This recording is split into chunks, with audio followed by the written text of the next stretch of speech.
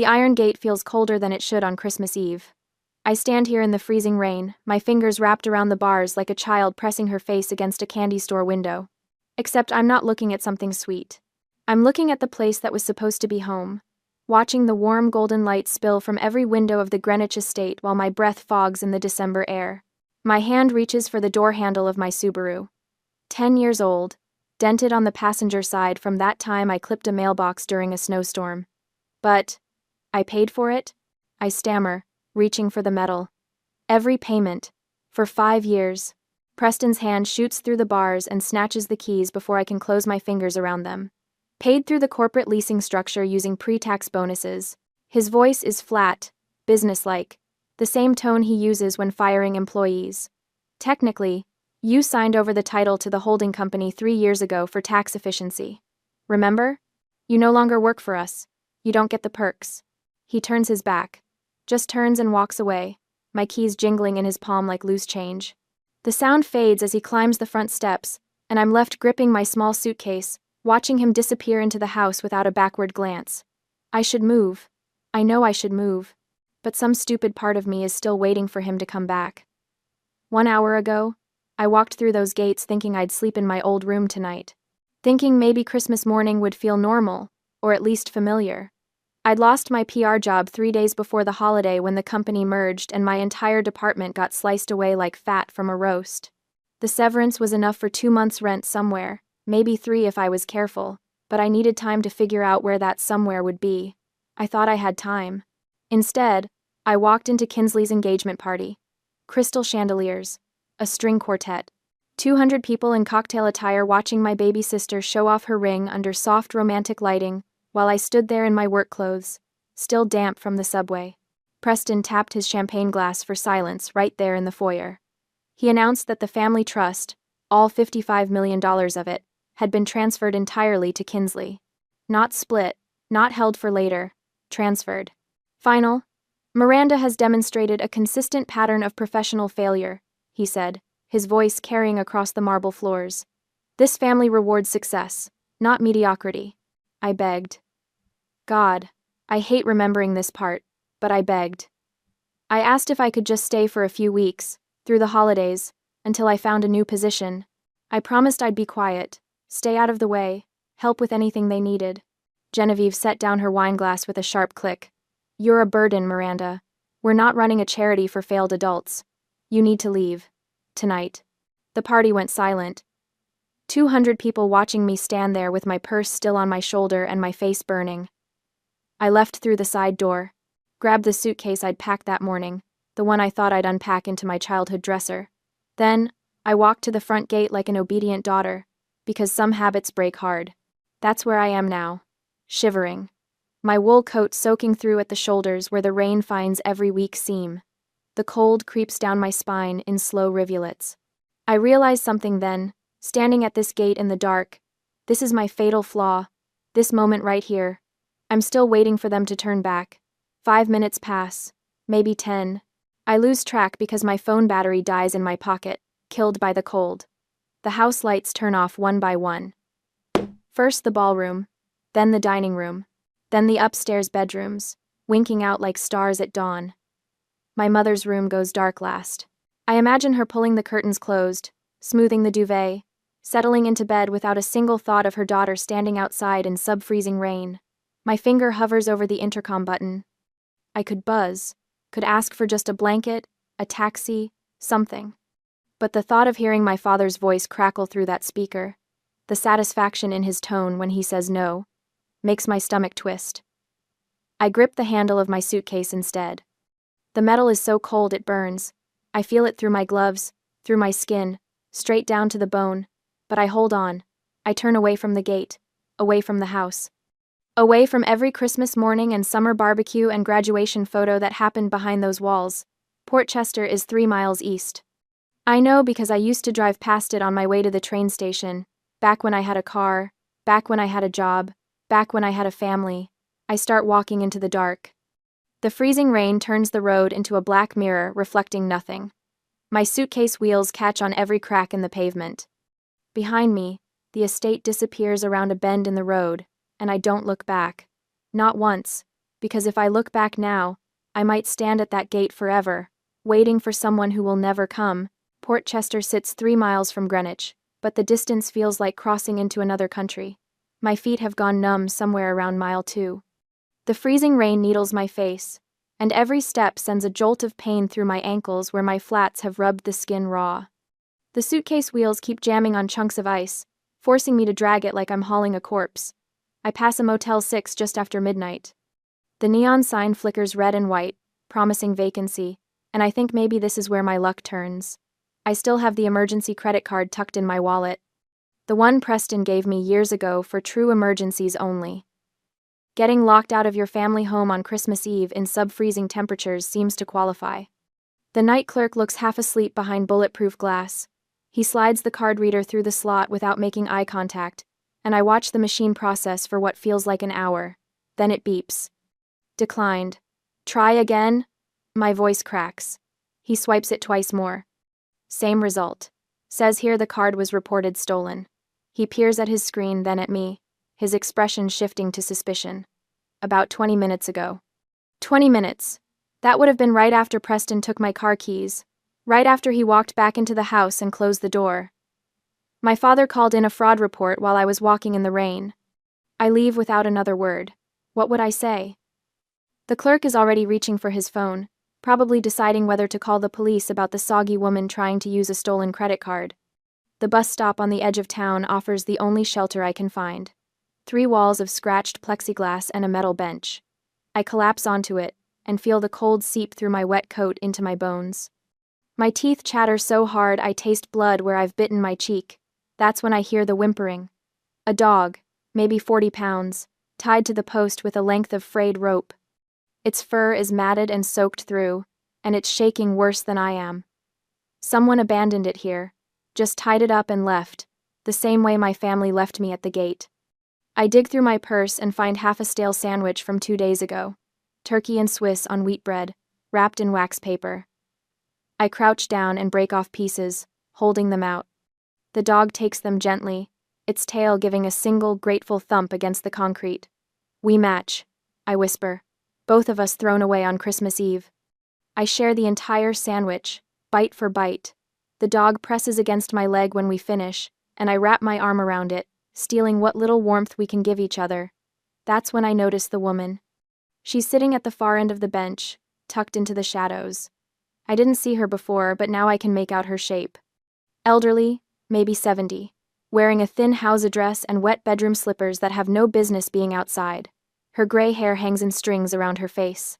Cold night, she says. Her voice rattles like loose change in a tin can. The worst. I pull my coat tighter, but it's useless. The wool is completely soaked. Nice coat. She's shivering violently. Warm? It was warm. 3 hours ago, it was warm. I look at her slippers, at the house dress clinging to her thin frame, at the way her lips have gone blue at the edges. I stand up and shrug off the coat. It's the only thing of value I have left, the only barrier between me and hypothermia. Here. I drape it over her shoulders. She stares at me like I've just handed her $1 million. You'll freeze. You'll freeze faster. I sit back down in just my blouse and slacks, and the cold hits like a physical blow. The wind cuts through the wet fabric, and I start shaking so hard my vision blurs. But watching the old woman pull my coat tight around herself, seeing some color return to her face, makes the cold feel a little less like dying. 10 minutes pass, maybe 15. I'm starting to drift into that dangerous, sleepy feeling when headlights cut through the rain. Black SUVs, 3 of them, moving in formation like a presidential motorcade. They pull up to the bus stop with military precision, and a man in a dark suit steps out holding an umbrella. Miss Morris? His voice is Irish, clipped. I'm Declan O'Connor. Miss Vance would like a word. The elderly woman stands up. She's not shaking anymore. She removes my coat, and underneath she's wearing a perfectly dry cashmere sweater. The wet slippers are gone, replaced by leather boots that appeared from nowhere. Adelaide Vance. She extends her hand like we're meeting at a country club instead of a bus stop where I just gave away my last possession. You passed. No. My brain can't process what's happening. Passed what? The test. She gestures to Declan, who escorts me toward the middle SUV. I have a talent for finding people who choose freezing over watching someone else suffer. She pauses at the door of the SUV, glancing toward the empty road leading back to Greenwich. My security team has been tracking your father's movements all night. We knew he'd kicked you out. I wanted to see if you'd break or if you'd survive. Sitting on that bench was uncomfortable, but necessary to see your true character close up. The car's heated interior feels like stepping into heaven. Someone wraps a blanket around my shoulders, and Adelaide settles across from me, now looking every inch the billionaire she apparently is. Declan hands me a folder. Your credit report, Miss Morris. I open it with shaking hands and find my signature on a loan guarantee, $500,000 to Morris Holdings LLC. The date is 3 days ago. I never signed this. No, Adelaide says. Your father forged it. He needed a personal guarantor for a commercial loan that was already underwater. He used you as the fall guy before he kicked you out. The words hit like individual punches, not just disinherited, criminally liable. My father didn't just abandon me. He weaponized my existence. Something shifts inside my chest, not sadness. Clarity, cold and sharp as the December wind. You're not just homeless, Adelaide continues. You're facing $500,000 in fraudulent debt that could follow you for decades. Preston Morris isn't mean, dear. He's a criminal who monetized his daughter. She leans forward. I'm offering you $215,000 a year to train under me. 9 months of hell. But at the end, you'll have the skills and resources to survive what he did to you. I should feel desperate, grateful, overwhelmed. Instead, I feel strategic. I need power. I need money. Not to escape what Preston did, but to weaponize it right back at him. When do I start? Adelaide smiles. Right now. The first boardroom humiliation happens in February. I'm standing at the head of a marble conference table in downtown Manhattan, presenting Adelaide's proposal for mixed-income housing in South Bronx, when a developer in a gray suit cuts me off mid-sentence. Who did you say you were again? My throat closes. 6 months ago, I could command a room. Now I'm stumbling over basic introductions, my hands shaking as I grip the presentation remote. Miranda Morris, Executive Director of... Right, the trust fund kid. He leans back in his chair, arms crossed. Adelaide, with all due respect, this is a waste of our time. Send someone who actually knows construction. Adelaide doesn't defend me. She simply nods toward the door, and I gather my materials with burning cheeks while 12 people watch me leave like I'm a child being dismissed from the adult table. In the elevator going down, she finally speaks. How did that feel? Humiliating. Good. She presses the lobby button. Now you know what's at stake when you walk into the next one unprepared. The next morning, she hands me a stack of textbooks on forensic accounting and construction management. The pile reaches my chin. You have 3 months to master the basics, she says. After that, you'll shadow Declan on site inspections. I spend March through May drowning in load-bearing calculations and zoning ordinances. My apartment becomes a cave of highlighted pages and cold coffee. I learn to read blueprints in the dim light of 4 a.m. because that's the only quiet hour before Adelaide's car arrives at 6. The site inspections are worse. Declan hands me a hard hat and steel-toed boots on my first day at the construction site in Port Chester, the same town where Adelaide found me shivering at a bus stop 9 months ago. Keep up, he says, and walks into the mud without looking back. I learn that construction sites smell like diesel fuel and wet concrete, that contractors don't soften their language for women in pencil skirts, that my Yale degree means absolutely nothing when I can't tell the difference between rebar and conduit. By June, my hands stop looking like they belong to someone who once got weekly manicures. The calluses form slowly, earned through holding clipboards in the rain and climbing scaffold stairs in the summer heat. Adelaide assigns me Project Beacon in July. It's her affordable housing initiative, 20 units for single mothers transitioning out of shelters. The budget is tight. The timeline is impossible. The location is a forgotten lot in Port Chester that floods every time it rains. Fix it? Adelaide says, and leaves me standing in ankle-deep water with a drainage problem and 3 contractors who won't return my calls. I fix it. Not because I'm naturally gifted, but because failure means proving Preston right. I spend August learning pump systems and French drains. I negotiate with suppliers who try to overcharge me until I show them I've done my homework. I earn the respect of my crew by showing up before them every morning and leaving after they do, my rubber boots caked in the same mud that covers their work clothes. By September, we're ahead of schedule. The foundation is poured, the framing is up. I stand in what will someday be someone's kitchen and feel something unfamiliar. Pride, maybe, or just relief that I haven't failed yet. That's when Kinsley finds me. I'm inspecting the electrical rough-in on a Thursday afternoon when I hear the click of heels on plywood. She picks her way across the construction site like she's navigating a minefield, her phone already out and recording. Miranda? Her voice has that artificial sweetness she uses before drawing blood. Oh my God, is that really you? I'm wearing muddy jeans and a flannel shirt. My hair is pulled back in a ponytail that hasn't seen a salon in 9 months. My boots are covered in clay that won't come off no matter how hard I scrub. She circles me with her phone camera.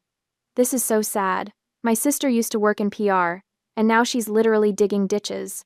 She zooms in on my boots. The Morris legacy, everyone. How embarrassing. I should say something sharp, should defend myself, but the old instinct kicks in, the one that kept me silent through years of her casual cruelty, and I just stand there while she gets her footage. She posts it before she even leaves the site. By the time I'm back in my truck, my phone is exploding with notifications. The post has already been shared 200 times among Greenwich social circles. The comments roll in like punches. She really fell from grace. Imagine losing everything and ending up here. This is what happens when you disappoint your family. I sit in the truck with mud tracked across the floor mats and feel the shame creep up my neck like a rash. This is exactly what Preston predicted, that I'd fail, that I'd embarrass the family name, that I was always meant to be discarded. My phone rings. Adelaide. I saw the post, she says. I'm sorry. I'll figure out how to... Come to my office. Now. I drive to Manhattan expecting to be fired. Instead, Adelaide is sitting at her desk with Declan, both of them studying Kinsley's Instagram on a laptop screen. This is actually perfect, Adelaide says. I must look confused because Declan smirks. You're a PR executive, Miranda. So do PR. They're right. I spent 5 years crafting narratives for corporate clients. I know how to spin a story. More importantly, I know exactly how to make Kinsley look like the villain she actually is. I spend that evening filming a response video. Not in my apartment where the lighting is soft and forgiving, but back at the construction site, standing in the same mud where Kinsley ambushed me. My boots are still dirty, my flannel is still wrinkled, but my voice is steady. My sister is right. I'm not in PR anymore. I'm building affordable housing for single mothers, 20 families who need a safe place to raise their children. I turn the camera to show the framed building behind me. This is Project Beacon. If you think helping people is embarrassing, then yes, I'm deeply embarrassed. But if you think building something that matters is worth your time, we're accepting donations. I posted at 11 p.m. By morning, the tide has turned completely. The comments flood in, but they're different now. People are calling Kinsley elitist, shallow, out of touch. Someone creates a side-by-side comparison of her designer handbag collection and my mud-covered boots with the caption, "Guess which Morris sister is actually working?" The donation page for Project Beacon crashes from traffic. We raise $40,000 in 3 days. Adelaide finds me on site the following Monday. You see it now, don't you? See what? That her opinion has no power unless you give it power. She's right. For the first time since that Christmas Eve, I realize I'm not waiting for my family's approval anymore. I have Adelaide. I have Declan. I have a crew of contractors who respect me because I earned it, not because my last name used to mean something. I have 20 future tenants whose children will grow up in homes I helped build. Kinsley's post was supposed to destroy me. Instead, it just proved how far I've already come. I'm finishing my site inspection that afternoon when Declan pulls me aside near the construction trailer. His expression is dark. We need to talk about your father. He hands me his tablet. On the screen is a security photo from a Manhattan restaurant, grainy but clear enough. Preston sitting across from a man in an expensive suit, Julian Thorne. I recognize him from the financial news, though his company has a dozen different names depending on which article you read. Quantum Energy Tech is the current one. Thorne's fund is under federal investigation, Declan says quietly. Your father is trying to clear his debts with a miracle investment. I look at the photo again. Preston is leaning forward, Eager. Desperate. The same expression he had when he snatched my keys through the gate, like he's entitled to take whatever he needs to save himself. I hand the tablet back to Declan, and something cold settles in my chest. Not anger, not even satisfaction, just clarity. How long until it collapses? I ask. 6 months, maybe less. I nod slowly, watching the construction crew pack up their tools as the sun sets behind the buildings. Then we have time to prepare. Declan studies my face. You're not going to warn him. It's not a question. No, I say. I'm going to watch. That day at Adelaide's office, Declan slides the manila folder across Adelaide's mahogany desk like he's dealing cards at a poker table. The motion is smooth, practiced. I've learned to read his tells over the past months. When he moves like that, slow and deliberate, he's found something that makes him furious. Quantum energy tech, he says. Your father's been meeting with Julian Thorne twice a week for the past month. I flip open the folder. Investment prospectus. Glossy photos of solar panels that probably exist nowhere except in a graphic designer's computer. Projected returns that would make Bernie Madoff blush. It's a Ponzi scheme, Adelaide says from her chair by the window. She doesn't phrase it as a question. FBI's been building a case for 8 months. Declan taps a page near the bottom. They're waiting for Thorne to collect enough deposits to make the charges stick. Maybe another 2 months before they move. I study the minimum investment requirement. $500,000, the exact amount Preston owes on the loan he forged in my name, plus interest. The math is too clean to be coincidence. He's desperate. I close the folder. He thinks this is his way out. We could warn him. Adelaide's voice carries no conviction. She knows what I'm about to say. If we warn him, he'll know we've been watching. He'll scramble. Might even try to implicate me further in his debt. I stand, walk to the window. Below, construction crews are framing the final building of Project Beacon. Drywall going up on affordable housing that will actually help people instead of lining some con artist's pockets. We need him to commit fully. So we do nothing? Declan sounds skeptical. We create the conditions for him to destroy himself. I turn back to face them. He just needs the right push. The lawsuit arrives 3 days later. I'm reviewing permit applications when my phone buzzes. A process server caught me leaving the construction site, handed me the papers with an apologetic shrug. I read them standing in the parking lot while cement dust settles on my boots. Morris Holdings, LLC v. Miranda Morris, violation of non-disclosure agreement. Damages sought, $100,000. The NDA in question is from 6 years ago, a boilerplate document I signed when Preston made me a junior analyst at his company. I'd organized files and made coffee for 18 months before he decided I wasn't executive material, and shuffled me into a different career path. The agreement was standard legal protection, nothing sensitive, nothing I'd ever had reason to violate. This lawsuit is harassment. Pure spite, wrapped in legal letterhead. But it's also something else. I read between the lines, calculate the timing. Preston needs liquid cash for Thorne's scheme. The mansion is leveraged to the foundation, and banks won't touch him after the forged loan scandal nearly went public. This lawsuit isn't about justice. It's about extracting money from the only source he has left, his daughter's new salary. I drive straight to Adelaide's estate. She reads the complaint twice, her expression hardening. This is extortion, she says finally. It's desperation disguised as power. I sit across from her, my hands steady on my knees. He needs $100,000 to complete his buy-in with Thorne. The mansion equity gets him to $400,000. This lawsuit covers the gap. You want to settle? Adelaide doesn't sound surprised. Immediately. No negotiations. Full amount. Declan looks up from his laptop where he's been researching the claims. That makes you look weak. Your father will think he can squeeze you anytime he needs cash. Good.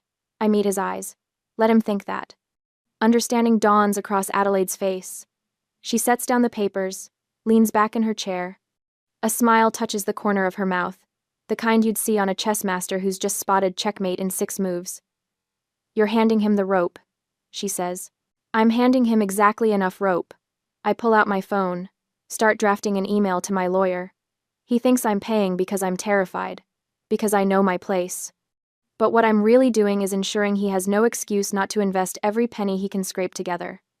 The settlement conference happens in a gray corporate office that smells like old carpet and desperate attorneys. Preston arrives with Genevieve and their lawyer, a tired man who looks like he's regretting his retainer agreement. They're dressed for battle. Preston in his power suit, Genevieve in pearls that probably cost more than my monthly rent used to. I wear mud-stained work pants and a Project Beacon polo shirt. Came straight from the construction site without changing. The contrast is deliberate. Preston's lawyer starts with the usual posturing. Violation of trust, damage to company reputation, the sanctity of binding agreements. I let him talk for exactly 4 minutes before I interrupt. We'll pay the full amount. Today. The room goes silent. Preston's lawyer blinks twice, like he's misheard. You're not going to negotiate? Preston sounds almost disappointed. He'd been gearing up for a fight, probably had a whole speech prepared about family loyalty and respect. No point. I sign the settlement agreement without reading it. My own lawyer shifts uncomfortably beside me, but he's been briefed. He knows this is strategy, not surrender. Transfer the funds this afternoon. I stand to leave. Genevieve is staring at me with something between confusion and contempt. She'd expected tears, maybe begging. Instead, I'm checking my phone for messages from the site foreman. Smart choice, Miranda. Preston's voice follows me to the door. Maybe you're finally learning how the world works. I pause, turn back, let myself look directly at him for the first time since we sat down. My expression is calm, neutral. The face I've practiced in the mirror for situations exactly like this. Sometimes the best move is no move at all, I say. His brow furrows slightly. He doesn't understand. That's fine. He will. Back in my car, I sit in the parking garage for a full minute before starting the engine. My hands aren't shaking. My breathing is steady. 10 months ago, I would have been crying right now, devastated by their contempt, crushed by this public humiliation. Instead, I feel nothing but cold clarity. I text Declan. It's done. Money transfers in 3 hours. His response comes immediately. Thorne's office confirmed Preston has an appointment tomorrow morning. Wire transfer scheduled for tomorrow afternoon. I allow myself a small smile. The pieces are moving exactly as predicted. Preston gets his settlement money by dinner. Combines it with the high-interest hard money loan he took against the mansion last week.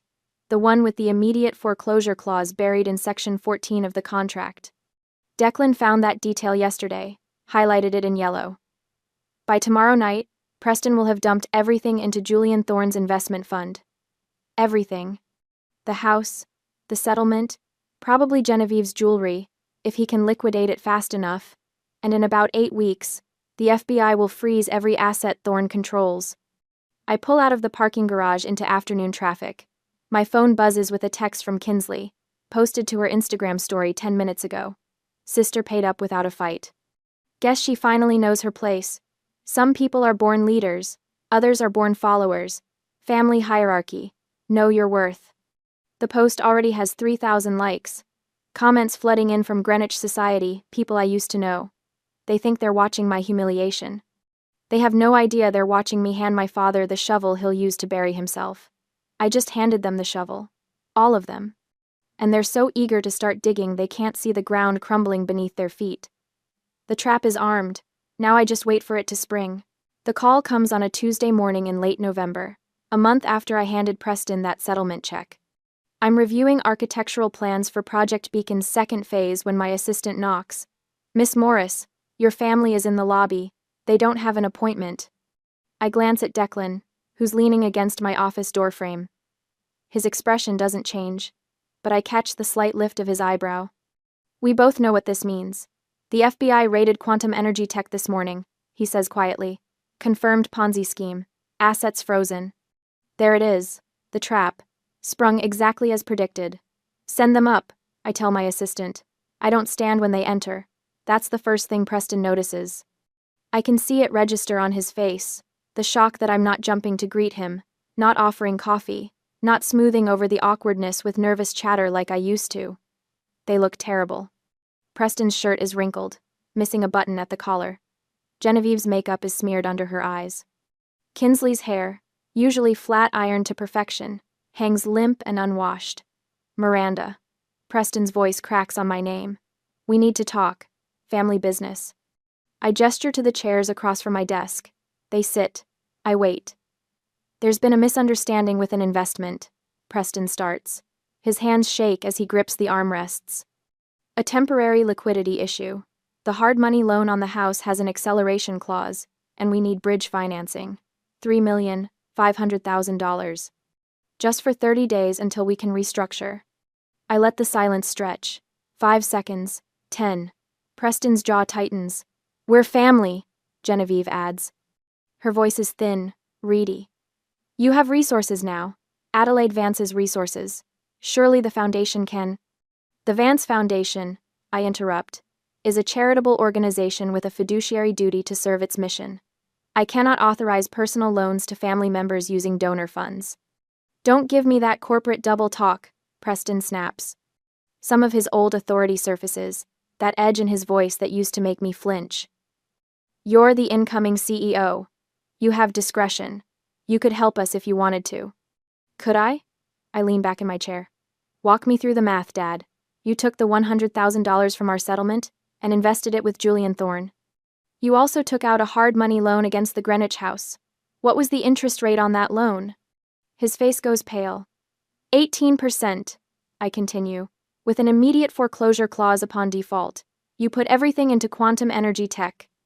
And now the FBI has frozen those assets because Thorne was running a Ponzi scheme. How much of the house payment did you miss? We can fix this, Genevieve whispers. We just need time. You thought I settled that lawsuit because I was weak. I keep my voice level, almost gentle. You thought I paid you that money because I was terrified of you. Because I knew my place. Kinsley's head snaps up. You did know your place. You paid up like... I gave you exactly enough rope to hang yourselves. The words come out flat, factual. I knew you needed liquid cash for Thorne's scheme. The minimum buy-in was $100,000. You'd already leveraged everything else. I didn't push you off the cliff, Dad. I just stepped out of the way while you ran toward it. Preston surges to his feet. You set us up. You knew it was a scam. I suspected it was a scam. You're the one who did zero due diligence. You're the one who signed mortgage documents with predatory terms. You made every choice here. This is extortion, Preston shouts. You manipulated us into... Into what? Making a bad investment? Taking out a risky loan? I didn't forge your signature on anything. The last word lands with weight. We both know what I'm referencing. I didn't commit fraud. I just gave you money and watched you destroy yourselves with it. Genevieve is crying now, mascara streaming down her cheeks. Please. We'll lose everything. The house is all we have. You have each other, I say. Isn't that what you told me? Family helps family? Kinsley pulls out her phone, hands trembling. Her eyes are darting around the room, manic. She looks like a trapped animal trying to find a way out, thinking if she can just control the narrative before the FBI press release hits the evening news, she can save herself. I'm going live right now. She threatens, her thumb hovering over the app. I'm telling everyone what you're doing. Everyone will know you let your own family become homeless. Go ahead. I nod toward her phone. She fumbles with the screen, props it against a stack of files. The red light blinks on. Hey guys. So I'm here in my sister's office. Kinsley starts, her voice shaking. She's the new CEO of this huge foundation, and she's refusing to help our family even though we're about to lose our house. She has millions of dollars and she won't. Declan steps forward and places a manila folder on my desk. I open it, though I already know what's inside. Screenshots. Dozens of them. Kinsley's old Instagram posts about me. The construction site photo. Comments calling me pathetic, a failure, an embarrassment to the Morris name. And behind those, more screenshots. Direct messages from Kinsley to her friends, laughing about how they'd bled Miranda dry with the lawsuit. How stupid I'd been to pay up so easily. Your followers might be interested in some context. I say quietly. About how you spent the last year mocking me online. About how that settlement you celebrated was intended to fund a Ponzi scheme. Kinsley's face goes white. She grabs for her phone, but the damage is done. The live stream is already filling with comments. I can see them scrolling past on her screen before she kills the feed. Preston tries one last time. He doesn't shout now. His voice is small, broken. You're my daughter. I was your daughter. I correct. Christmas Eve. Outside the gate. That's when I stopped. We made mistakes, Genevieve whispers. Parents make mistakes. You didn't make a mistake. You made a choice. You chose Kinsley. You chose the money. You chose to lock me out in freezing rain after forging my name on a loan document. Those weren't mistakes. Those were decisions. The silence that follows is thick and heavy. Preston's shoulders sag. All that arrogance, that absolute certainty that he was entitled to my help, crumbles into something pathetic and desperate.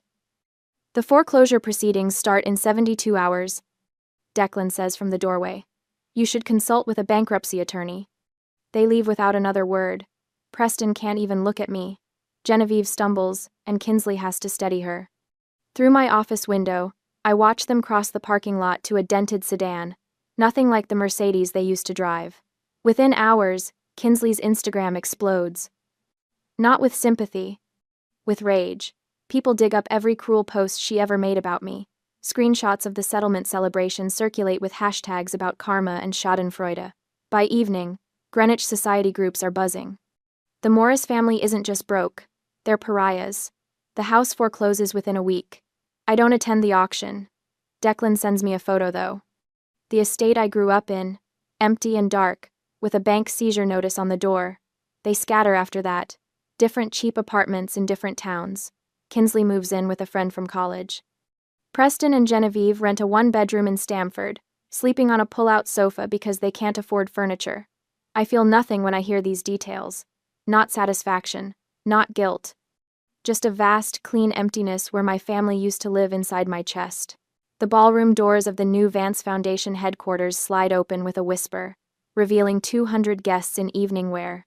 Project Beacon's grand opening. Christmas Eve. Exactly 1 year since I stood outside those iron gates with nothing but a suitcase and frozen fingers. I smooth the charcoal silk of my dress, feeling the weight of Adelaide's emerald pendant at my throat. It belonged to her mother. She clasped it around my neck an hour ago without ceremony, just a brief squeeze of my shoulder that said more than words could. You've done something remarkable here, she says now, standing beside me as we survey the crowd. 76 years old and sharper than anyone half her age. 40 families housed, employment programs running, and you managed it under budget. Through the floor-to-ceiling windows, I can see the completed housing complex. Lights glowing in every unit, families unpacking boxes, children running through hallways. The single mothers I worked alongside for 9 months, the ones who taught me that dignity isn't inherited, it's built with your own hands in the mud. Declan appears at my elbow, his expression carefully neutral. We have a situation at the entrance. I know before he says it. Some part of me has been waiting for this all night. The Morris family attempted to enter without invitations. They're claiming they're here to network with potential donors. His mouth tightens. Your father is wearing a suit that's seen better days. Your mother keeps adjusting her coat. Your sister is filming the whole thing. And I informed them they're on the permanent exclusion list. He hands me 3 vouchers, the paper crisp between my fingers. I offered them these. Soup kitchen, 3 blocks south. Open until 10. The only help Miss Morris is willing to offer. I take the vouchers, feeling their weight. Not much, just enough. Adelaide touches my arm. You don't have to see them. But I do. Some part of me needs to look through that glass one final time. I walk to the mezzanine overlook. The floor-to-ceiling glass wall offers a perfect, silent view of the circular drive below, separating the warmth of the gala from the freezing night outside. Preston stands under the portico lights, his shoulders hunched against the cold. Genevieve clutches her purse like it might fly away. Kinsley holds her phone at arm's length, trying to get the building in frame, probably preparing some post about being wrongfully excluded. They look small from up here, ordinary. Just 3 people who made bad choices and are living with the consequences. Preston sees me. He looks up, locking eyes with me through the thick, soundproof glass. His face shifts, and he pushes forward, but Declan steps smoothly into his path. I watch my father's mouth move, see him gesture emphatically. Then he points up at me, and his expression crumbles into something that might be desperation or might be rage. Hard to tell from this distance. His lips form words I can read even through the glass. Your mother would want. I don't turn away dramatically. I simply step back from the window, letting the heavy velvet curtains obscure his view of me. I turn toward the warmth and light, and 200 people who chose to show up tonight because they believe in what we've built. Through the glass, I catch one last glimpse of Declan handing Preston the vouchers. I see my father crumple them in his fist. I see Genevieve pull her coat tighter as freezing rain begins to fall, the same December storm that seems to come every year like clockwork. They turn away into the cold night. Into the dark, into whatever comes next for people who mistake their children for ATM machines. I don't feel anger, don't feel satisfaction, don't feel much of anything except the pleasant weight of Adelaide's necklace and the warmth of the room at my back. Miss Morris? One of the Project Beacon mothers approaches with her daughter, a gap-toothed 6-year-old in a velvet dress. We wanted to thank you. Maya starts at her new school in January. I kneel down to the girl's level. This child who will grow up in a warm home because 40 people decided to build something better. You're going to do amazing things. Later, after the speeches and champagne toasts, I stand alone on the balcony with my glass. The housing complex spreads below, every window glowing gold against the December dark. Families visible in snapshots through curtains. A woman stirring something on a stove, a man lifting a toddler overhead. Teenagers sprawled on a couch watching television. They took my keys. I built an empire. They wanted me frozen out. I learned to generate my own warmth. The glass in my hand catches the light. I raise it toward the complex, toward Adelaide inside discussing expansion plans, toward every single person who showed up tonight. Toward myself, standing here on solid ground, I